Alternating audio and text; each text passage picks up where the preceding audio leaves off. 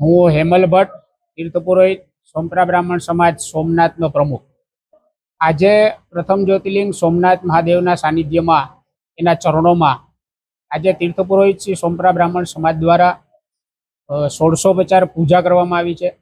ખાસ ઉદ્દેશ્ય એ છે કે હાલમાં જ થોડા દિવસો પહેલા જ્યારે પહેલગામમાં આપણા ભારતીયોનો માથે જે આતંકવાદીઓએ હુમલો કર્યો અને 26 જેટલા આપણા પરિવારજનો, ભારત માતાના સંતાનોના મૃત્યુ થયેલા, એના જડબાતોડ જવાબમાં તરત જ થોડા જ દિવસોમાં આપણા યશસ્વી વડાપ્રધાન નરેન્દ્રભાઈ મોદીના નેતૃત્વમાં આપણી સૈન્યએ જે પ્રહારો કર્યા છે, જે ગઈ રાતના, એમાં ઘણા બધા આતંકવાદીઓનો નાશ થયો છે.